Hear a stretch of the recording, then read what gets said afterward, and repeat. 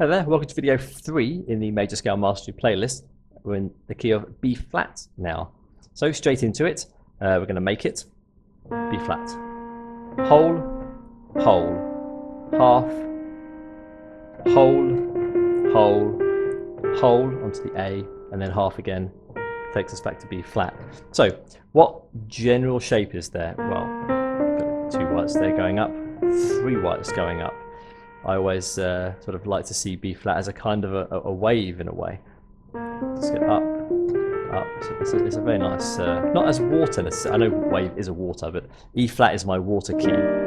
But B flat, I kind of see it as a kind of wave. Maybe you see it as something different. Is there any shape that reminds you of in life? B flat takes me to Canada. That's my emotional connection. I learnt a song called Learning the Blues, something like that. And that was in the key of B flat. I learnt my first augmented chord in the key of B flat. It's quite a nice song. Whatever. So that was B flat. So B flat has a bit of a Canada connection for me. It's quite a nice pattern, I think, because it's 2 whites down there and a black, visually speaking, and then 3 white notes and a black. So B flat's quite a nice visual key to sort of to see there. What's your natural fingering? My natural fingering is in the description box below, but very quickly, starting on index finger, thumb, the first 3, and then swinging under, and then 4, thumb, index, middle, ring. Starting on index finger.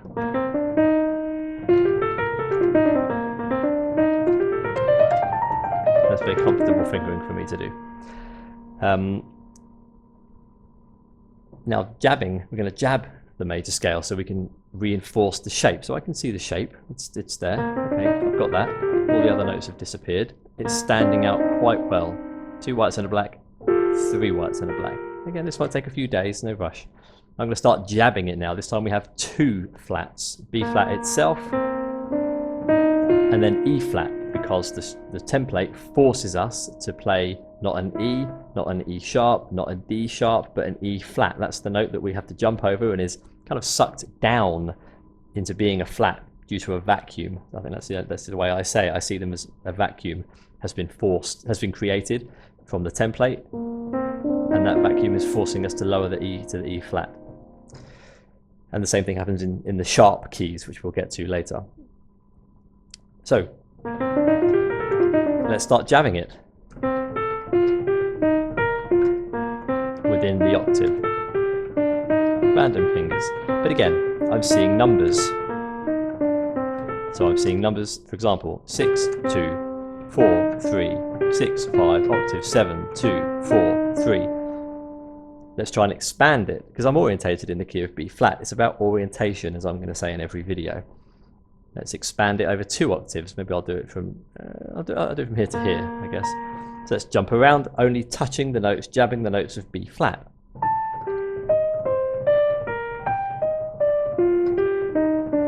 You just can't make a mistake.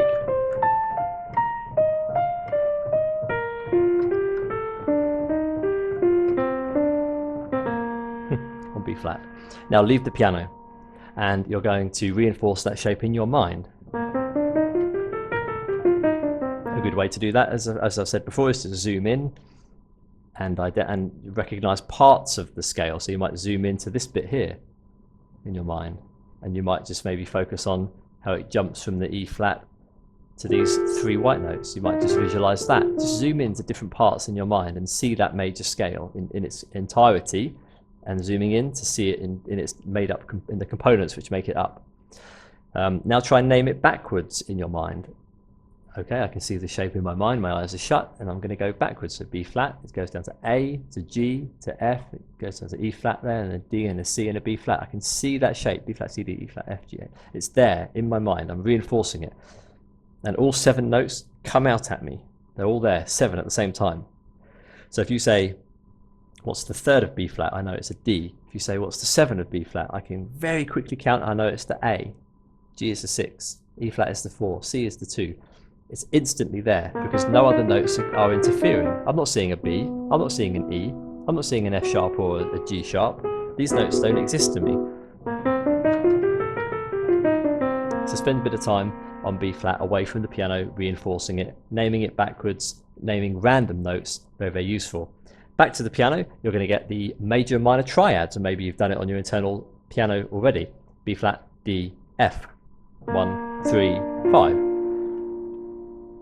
And the minor, B flat, D flat, F. Play around with that. Jump around a bit. With two hands, maybe play the major triad with the right hand and the minor triad with the left hand in different places. Major, major, major, major, all the way up here, all the way down here. Maybe the minor with the left hand now. In different places. So I'm very familiar with that shape, the major and the minor, or those shapes I should say. Now the four primary chord types, major minor triads with the major 7 and the dominant 7. B flat major, A is the major 7, so that's B flat major 7. Dominant 7, you lower it a semitone to the A flat, that's B flat 7. Get used to these shapes, see them, play them on your internal piano. Take your time. And then those two with the minor, so D flat, B flat minor 7, and then B flat minor major 7. Very logical naming. And they sound very different, they feel different. So play around with those. Let's do a arpeggio using B flat dominant 7.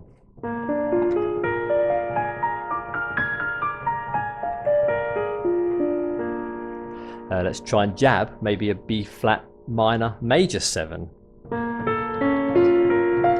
See how I can see the shape?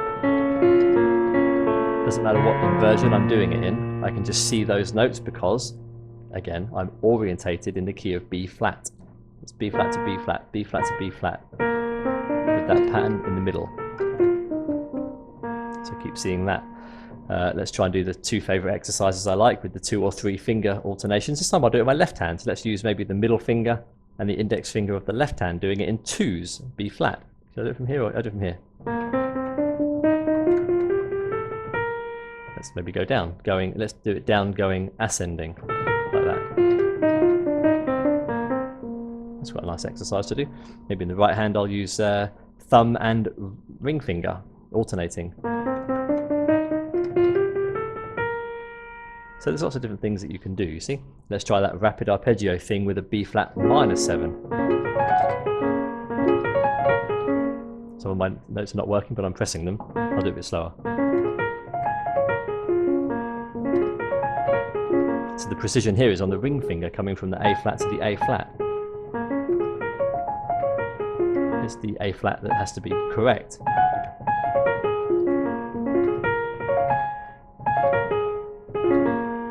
That's a nice thing to do. So that's B flat. Hopefully you've mastered it at the piano, you've mastered it away from the piano, and you'll be ready to go up to the next video, which will be the 4th of B flat, which is, you know, it's E flat. Unfortunately pointing to it, that was just a coincidence. E flat is the next video. As always, likes, comments, subscriptions always welcome. Have a look at my books, blog and podcast. Press the notification button and see you in E flat. All the best and bye for now.